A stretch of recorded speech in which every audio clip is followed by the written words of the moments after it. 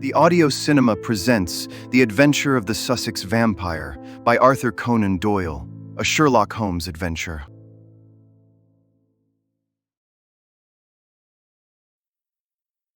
Holmes had read carefully a note which the last post had brought him. Then, with the dry chuckle which was his nearest approach to a laugh, he tossed it over to me. For a mixture of the modern and the medieval, of the practical and of the wildly fanciful, I think this is surely the limit. What do you make of it, Watson? I read as follows: 46, Old Jewry, the 19th of November, Vampires. Sir, our client, Mr. Robert Ferguson, of Ferguson and Muirhead, tea brokers, of Mincing Lane, has made some inquiry from us in a communication of even date concerning vampires. As our firm specializes entirely upon the assessment of machinery, the matter hardly comes within our purview, and we have therefore recommended Mr. Ferguson to call upon you and lay the matter before you. We have not forgotten your successful action in the case of Matilda Briggs. We are, sir, faithfully yours, Morrison and Dodd, per E.J. Shee. Matilda Briggs was not the name of a young woman, Watson. It was a ship which is associated with the giant rat of Sumatra, a story for which the world is not yet prepared. But what do we know about vampires? Does it come within our purview either? Anything is better than stagnation, but really we seem to have been switched on to a Grimm's fairy tale. Make a long arm, Watson, and see what V has to say. I leaned back and took down the great index volume to which he referred. Holmes balanced it on his knee, and his eyes moved slowly and lovingly over the record of old cases, mixed with the accumulated information of a lifetime. Voyage of the Gloria Scott. That was a bad business. I have some recollection that you made a record of it, Watson, though I was unable to congratulate you upon the result. Victor Lynch, the forger, venomous lizard or Gila. Remarkable case that. Vittoria, the circus belle, Vanderbilt, and the Yeggman. Vipers. Vigor, the Hammersmith wonder. Hullo, good old index. You can't beat it. Listen to this, Watson. Vampirism in Hungary, and again vampires in Transylvania. He turned over the pages with eagerness, but after a short intent perusal, he threw down the great book with a snarl of disappointment. Rubbish, Watson, rubbish. What have we to do with walking corpses who can only be held in their grave by stakes driven through their hearts? It is pure lunacy. But surely the vampire was not necessarily a dead man. A living person might have the habit. I have read, for example, of the old sucking the blood of the young in order to retain their youth. You are right, Watson. It mentions the legend in one of these references, but are we to give serious attention to such things? This agency stands flat-footed upon the ground, and there it must remain. The world is big enough for us. No ghosts need apply. I fear that we cannot take Mr. Robert Ferguson very seriously. Possibly this note may be from him, and may throw some light upon what is worrying him. He took up a second letter which had lain unnoticed upon the table whilst he had been absorbed with the first. This he began to read with a smile of amusement upon his face, which gradually faded away into an expression of intense interest and concentration.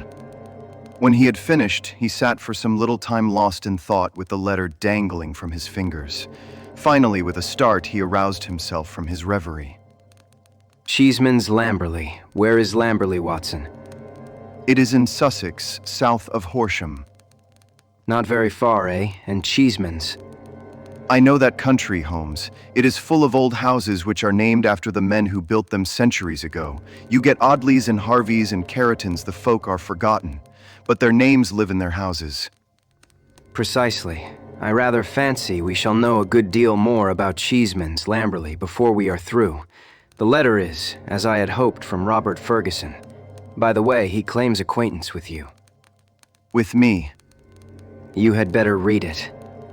He handed the letter across. It was headed with the address quoted.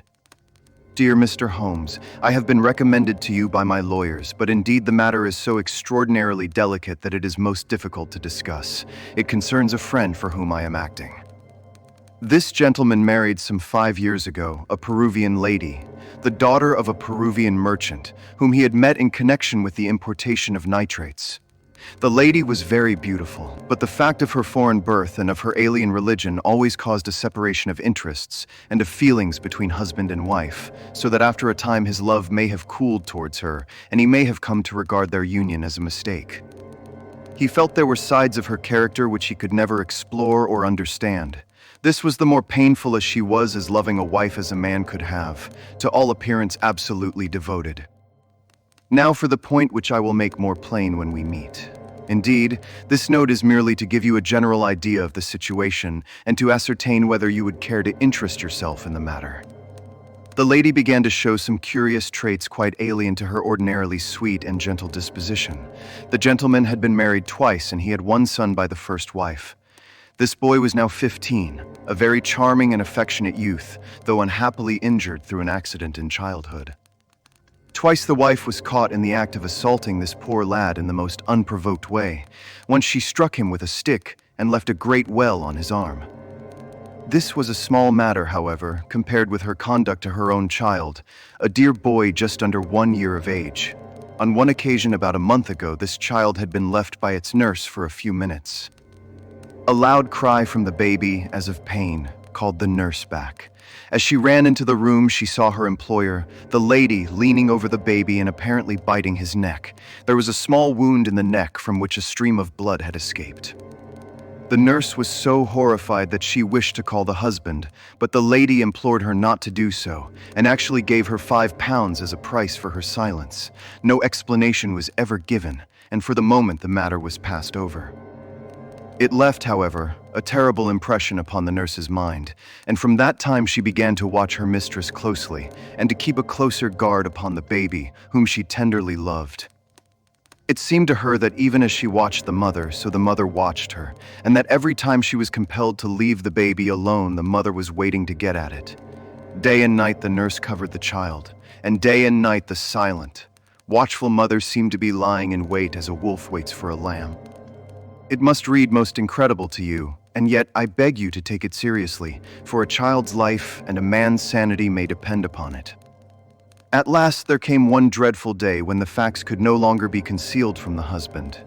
The nurse's nerve had given way, she could stand the strain no longer, and she made a clean breast of it all to the man. To him it seemed as wild a tale as it may now seem to you. He knew his wife to be a loving wife, and save for the assaults upon her stepson, a loving mother. Why, then, should she wound her own dear little baby? He told the nurse that she was dreaming, that her suspicions were those of a lunatic, and that such libels upon her mistress were not to be tolerated. Whilst they were talking, a sudden cry of pain was heard. Nurse and master rushed together to the nursery. Imagine his feelings, Mr. Holmes, as he saw his wife rise from a kneeling position beside the cot, and saw blood upon the child's exposed neck and upon the sheet. With a cry of horror, he turned his wife's face to the light and saw blood all round her lips. It was she beyond all question who had drunk the poor baby's blood. So the matter stands. She is now confined to her room. There has been no explanation. The husband is half demented. He knows, and I know little of vampirism beyond the name. We had thought it was some wild tale of foreign parts, and yet here in the very heart of the English Sussex, well, all this can be discussed with you in the morning. Will you see me? Will you use your great powers in aiding a distracted man? If so, kindly wire to Ferguson, Cheeseman's, Lamberley, and I will be at your rooms by 10 o'clock. Yours faithfully, Robert Ferguson. P.S. I believe your friend Watson played rugby for Blackheath when I was 3/4 for Richmond. It is the only personal introduction which I can give.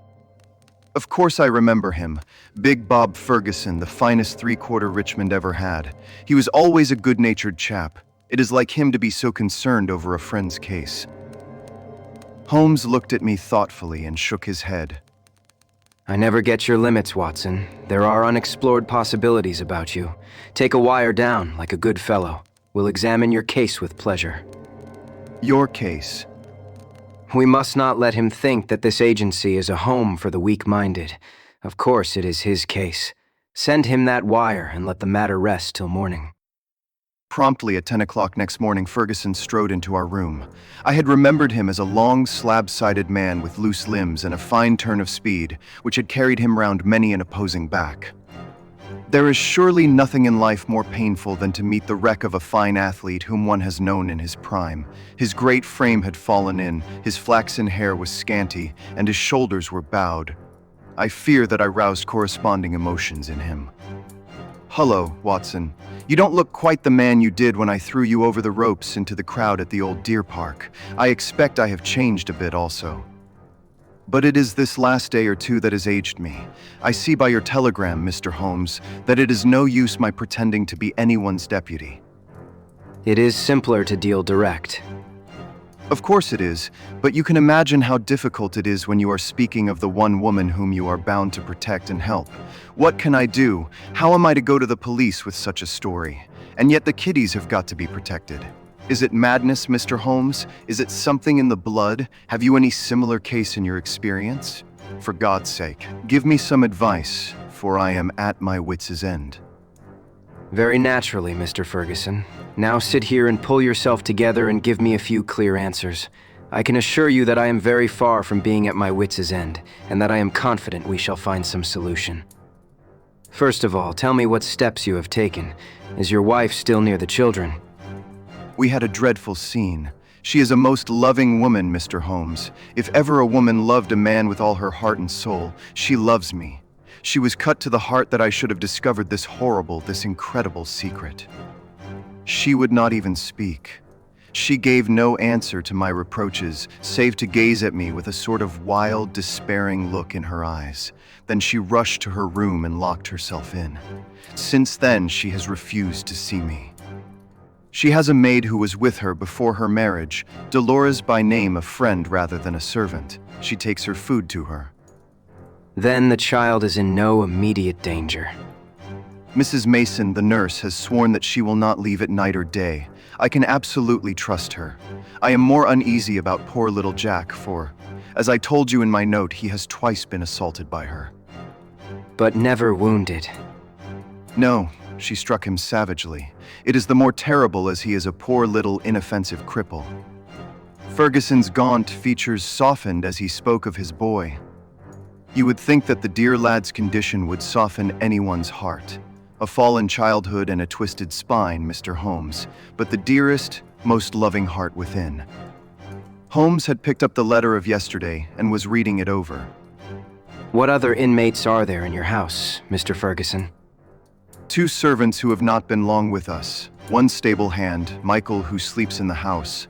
My wife, myself, my boy Jack, baby Dolores, and Mrs. Mason. That is all. I gather that you did not know your wife well at the time of your marriage. I had only known her a few weeks. How long had this maid Dolores been with her? Some years. Then your wife's character would really be better known by Dolores than by you. Yes, you may say so.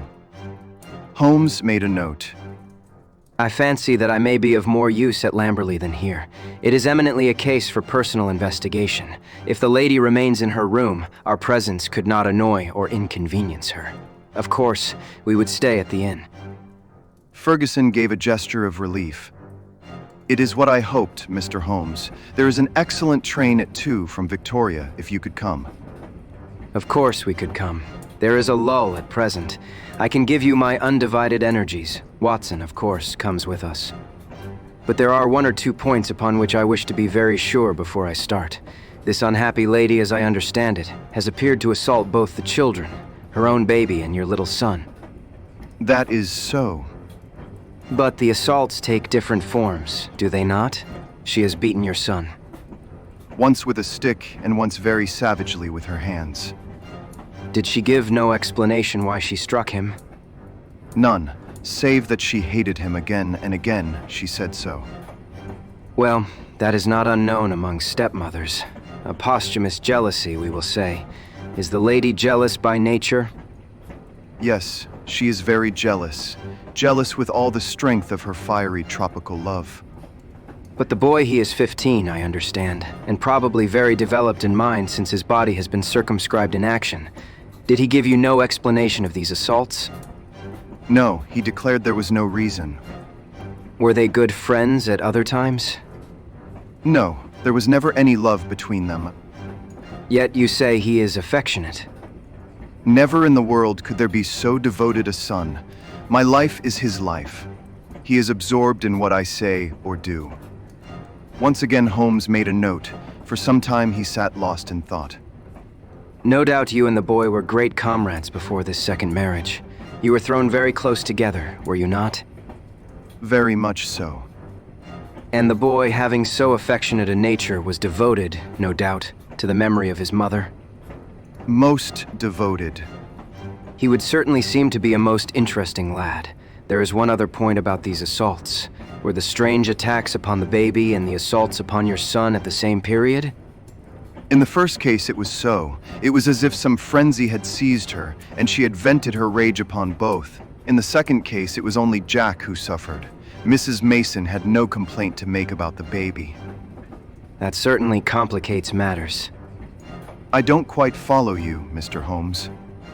Possibly not. One forms provisional theories and waits for time or fuller knowledge to explode them. A bad habit, Mr. Ferguson, but human nature is weak. I fear that your old friend here has given an exaggerated view of my scientific methods. However, I will only say at the present stage that your problem does not appear to me to be insoluble, and that you may expect to find us at Victoria at 2 o'clock. It was evening of a dull, foggy November day when, having left our bags at the Chequers Lamberley, we drove through the Sussex clay of a long winding lane, and finally reached the isolated and ancient farmhouse in which Ferguson dwelt. It was a large, straggling building, very old in the center, very new at the wings, with towering Tudor chimneys and a lichen-spotted, high-pitched roof of Horsham slabs. The doorsteps were worn into curves, and the ancient tiles which lined the porch were marked with the rebus of a cheese and a man after the original builder. Within, the ceilings were corrugated with heavy oaken beams, and the uneven floors sagged into sharp curves. An odor of age and decay pervaded the whole crumbling building. There was one very large central room into which Ferguson led us. Here, in a huge old-fashioned fireplace with an iron screen behind it, dated 1670, there blazed and spluttered a splendid log fire. The room, as I gazed round, was a most singular mixture of dates and of places. The half-paneled walls may well have belonged to the original yeoman farmer of the 17th century. They were ornamented, however, on the lower part by a line of well-chosen modern watercolors, while above, where yellow plaster took the place of oak, there was hung a fine collection of South American utensils and weapons, which had been brought, no doubt, by the Peruvian lady upstairs. Holmes rose, with that quick curiosity which sprang from his eager mind, and examined them with some care. He returned with his eyes full of thought. Hullo, hullo. A spaniel had lain in a basket in the corner. It came slowly forward towards its master, walking with difficulty. Its hind legs moved irregularly, and its tail was on the ground. It licked Ferguson's hand. "What is it, Mr. Holmes?" The dog. What is the matter with it? That is what puzzled the vet. A sort of paralysis, spinal meningitis, he thought. But it is passing. He'll be all right soon, won't you, Carlo? A shiver of assent passed through the drooping tail. The dog's mournful eyes passed from one of us to the other. He knew that we were discussing his case. Did it come on suddenly? In a single night. How long ago? It may have been 4 months ago. Very remarkable, very suggestive. What do you see in it, Mr. Holmes? A confirmation of what I had already thought. For God's sake, what do you think, Mr. Holmes? It may be a mere intellectual puzzle to you, but it is life and death to me. My wife A would be murderer. My child in constant danger. Don't play with me, Mr. Holmes. It is too terribly serious. The big rugby three-quarter was trembling all over. Holmes put his hand soothingly upon his arm. I fear that there is pain for you, Mr. Ferguson, whatever the solution may be. I would spare you all I can. I cannot say more for the instant, but before I leave this house, I hope I may have something definite. Please God you may. If you will excuse me, gentlemen, I will go up to my wife's room and see if there has been any change. He was away some minutes, during which Holmes resumed his examination of the curiosities upon the wall. When our host returned, it was clear from his downcast face that he had made no progress. He brought with him a tall, slim, brown-faced girl. "The tea is ready, Dolores. See that your mistress has everything she can wish. She vera ill, she no ask for food. She vera ill, she need doctor. I frightened stay alone with her without doctor." Ferguson looked at me with a question in his eyes. "I should be so glad if I could be of use. Would your mistress see Dr. Watson?" "I take him. I no ask leave. She needs doctor." "Then I'll come with you at once." I followed the girl, who was quivering with strong emotion, up the staircase and down an ancient corridor. At the end was an iron-clamped and massive door. It struck me as I looked at it that if Ferguson tried to force his way to his wife, he would find it no easy matter. The girl drew a key from her pocket, and the heavy oaken planks creaked upon their old hinges. I passed in, and she swiftly followed, fastening the door behind her. On the bed, a woman was lying who was clearly in a high fever. She was only half conscious, but as I entered, she raised a pair of frightened but beautiful eyes and glared at me in apprehension. Seeing a stranger, she appeared to be relieved and sank back with a sigh upon the pillow. I stepped up to her with a few reassuring words, and she lay still while I took her pulse and temperature. Both were high, and yet my impression was that the condition was rather that of mental and nervous excitement than of any actual seizure. "She lie like that 1 day, 2 day. I 'fraid she die." The woman turned her flushed and handsome face towards me. "Where is my husband?" "He is below and would wish to see you." "I will not see him. I will not see him. A fiend, a fiend. Oh, what shall I do with this devil? Can I help you in any way?" "Number, no one can help. It is finished. All is destroyed. Do what I will, all is destroyed." The woman must have some strange delusion. I could not see honest Bob Ferguson in the character of fiend or devil. "Madame, your husband loves you dearly. He is deeply grieved at this happening." Again she turned on me those glorious eyes. "He loves me, yes, but do I not love him? Do I not love him even to sacrifice myself rather than break his dear heart? That is how I love him, and yet he could think of me, he could speak of me so. He is full of grief, but he cannot understand. No, he cannot understand, but he should trust. Will you not see him?" "No, no, I cannot forget those terrible words nor the look upon his face. I will not see him. Go now, you can do nothing for me. Tell him only one thing. I want my child. I have a right to my child. That is the only message I can send him." She turned her face to the wall and would say no more. I returned to the room downstairs, where Ferguson and Holmes still sat by the fire. Ferguson listened moodily to my account of the interview. "How can I send her the child? How do I know what strange impulse might come upon her? How can I ever forget how she rose from beside it with its blood upon her lips?" He shuddered at the recollection. "The child is safe with Mrs. Mason, and there he must remain." A smart maid, the only modern thing which we had seen in the house, had brought in some tea. As she was serving it, the door opened, and a youth entered the room. He was a remarkable lad, pale-faced and fair-haired, with excitable light blue eyes which blazed into a sudden flame of emotion and joy as they rested upon his father. He rushed forward and threw his arms round his neck with the abandon of a loving girl. "Oh, Daddy, I did not know that you were due yet. I should have been here to meet you. Oh, I am so glad to see you." Ferguson gently disengaged himself from the embrace with some little show of embarrassment. "Dear old chap, I came early because my friends Mr. Holmes and Dr. Watson have been persuaded to come down and spend an evening with us." "Is that Mr. Holmes, the detective?" "Yes." The youth looked at us with a very penetrating, and as it seemed to me, unfriendly gaze. What about your other child, Mr. Ferguson? Might we make the acquaintance of the baby? "Ask Mrs. Mason to bring baby down." The boy went off with a curious shambling gait which told my surgical eyes that he was suffering from a weak spine. Presently he returned, and behind him came a tall, gaunt woman bearing in her arms a very beautiful child. Dark-eyed, golden-haired, a wonderful mixture of the Saxon and the Latin. Ferguson was evidently devoted to it, for he took it into his arms and fondled it most tenderly. Fancy anyone having the heart to hurt him. It was at this moment that I chanced to glance at Holmes and saw a most singular intentness in his expression. His face was as set as if it had been carved out of old ivory, and his eyes, which had glanced for a moment at father and child, were now fixed with eager curiosity upon something at the other side of the room. Following his gaze, I could only guess that he was looking out through the window at the melancholy dripping garden. It is true that a shutter had half closed outside and obstructed the view, but nonetheless it was certainly at the window that Holmes was fixing his concentrated attention. Then he smiled, and his eyes came back to the baby. On its chubby neck there was this small puckered mark. Without speaking, Holmes examined it with care. Finally, he shook one of the dimpled fists which waved in front of him. Goodbye, little man. You have made a strange start in life. Nurse, I should wish to have a word with you in private.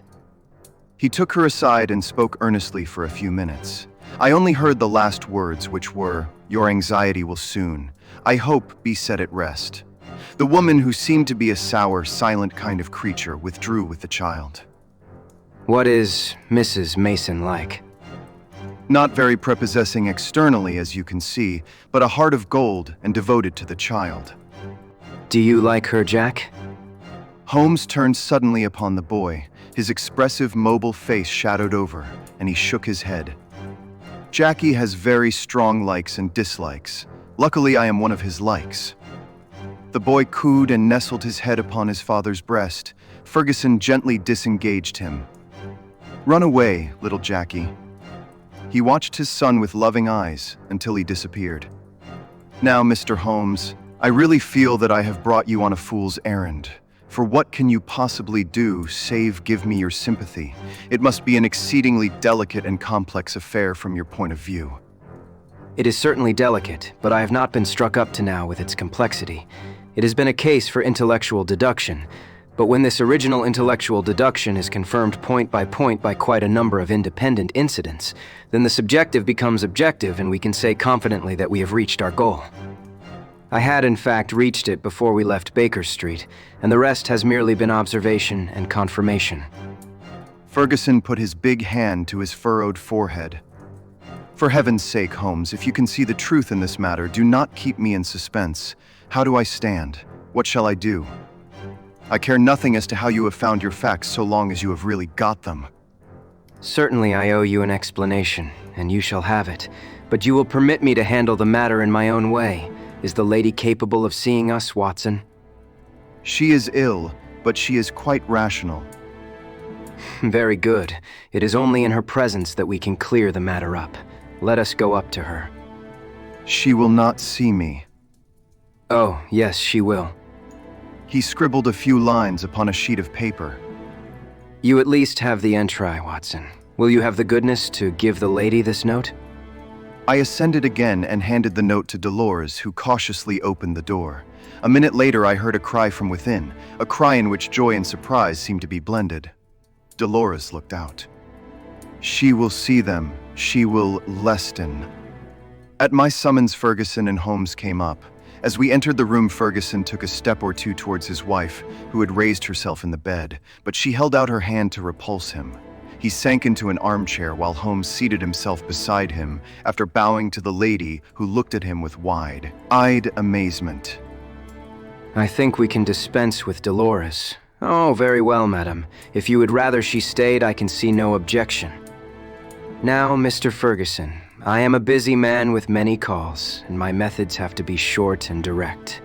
The swiftest surgery is the least painful. Let me first say what will ease your mind. Your wife is a very good, a very loving, and a very ill-used woman. Ferguson sat up with a cry of joy.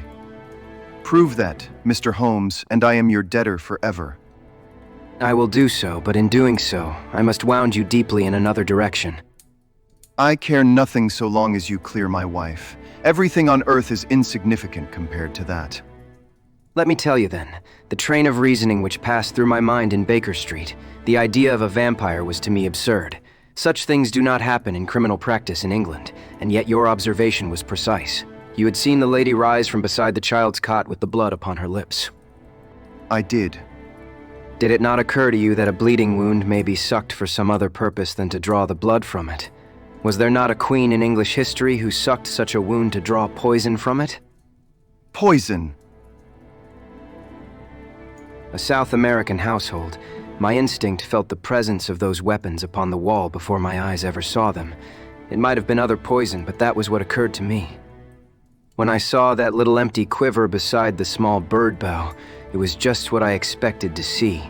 If the child were pricked with one of those arrows dipped in curare or some other devilish drug, it would mean death if the venom were not sucked out. And the dog. If one were to use such a poison, would one not try it first in order to see that it had not lost its power? I did not foresee the dog, but at least I understood him and he fitted into my reconstruction. Now, do you understand? Your wife feared such an attack. She saw it made and saved the child's life, and yet she shrank from telling you all the truth, for she knew how you loved the boy and feared lest it break your heart. Jackie. I watched him as you fondled the child just now. His face was clearly reflected in the glass of the window where the shutter formed a background. I saw such jealousy, such cruel hatred, as I have seldom seen in a human face. My Jackie. You have to face it, Mr. Ferguson. It is the more painful because it is a distorted love, a maniacal, exaggerated love for you, and possibly for his dead mother, which has prompted his action. His very soul is consumed with hatred for this splendid child, whose health and beauty are a contrast to his own weakness. Good God, it is incredible. Have I spoken the truth, madame? The lady was sobbing, with her face buried in the pillows. Now she turned to her husband. How could I tell you, Bob? I felt the blow it would be to you.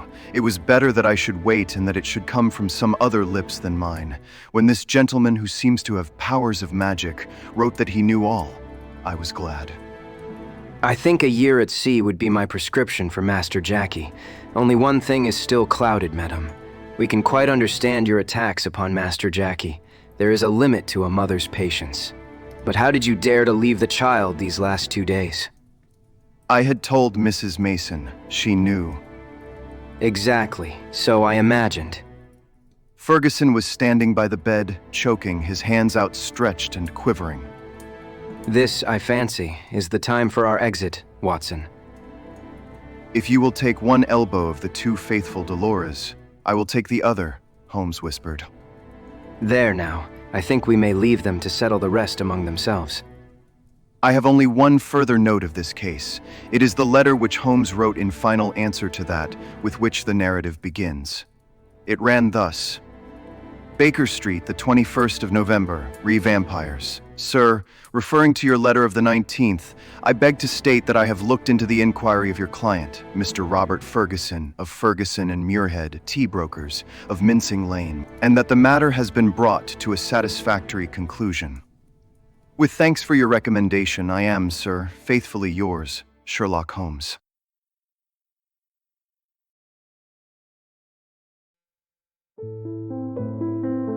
You have been listening to The Adventure of the Sussex Vampire from the Casebook of Sherlock Holmes by Arthur Conan Doyle, produced by the Audio Cinema. Visit app.theaudiocinema.com for more cinematic audio productions.